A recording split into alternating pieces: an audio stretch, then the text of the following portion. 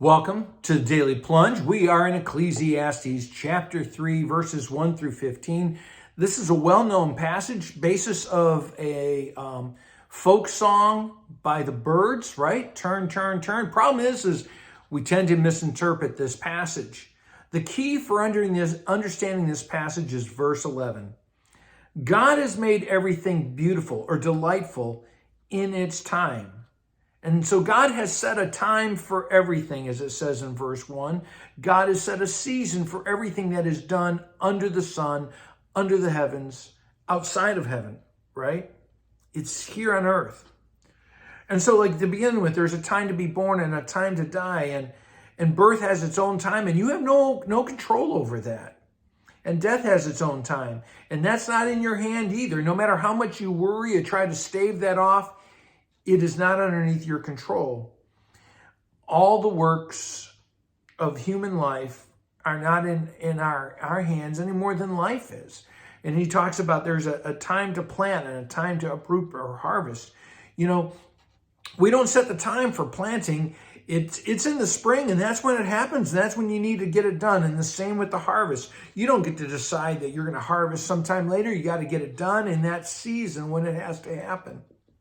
We don't have any control over when things need to be torn down a lot of times. Sometimes something needs to be let go of, and you just have to go with that time.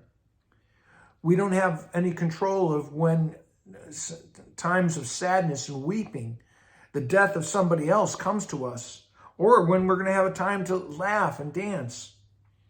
The point is that we are to live in each moment because God has appointed it. And whether it's good or bad, God is in the midst of it.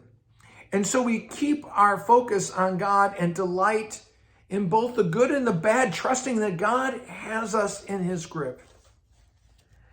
And so, you know, God gives the whole world into our hands. He's given us all these times to scatter stones and gather them up and embrace and refrain from embracing, a time to tear, a time to mend. All these things have been given to us.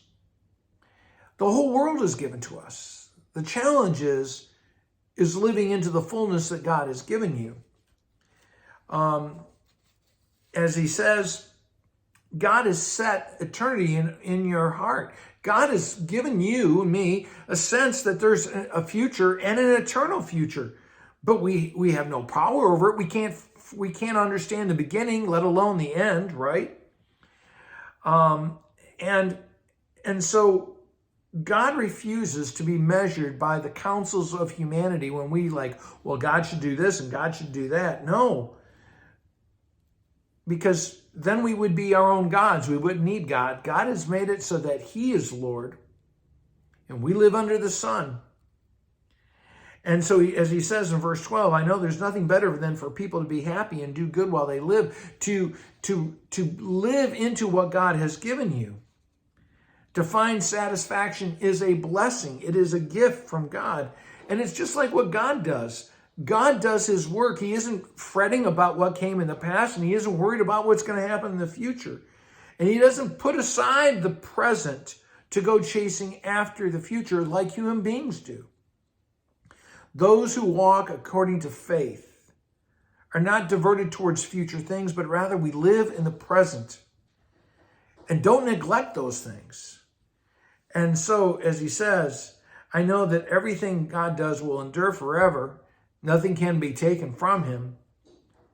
And God does this so that we will revere him, so we will honor him. Well, thanks, friends. Have a blessed day.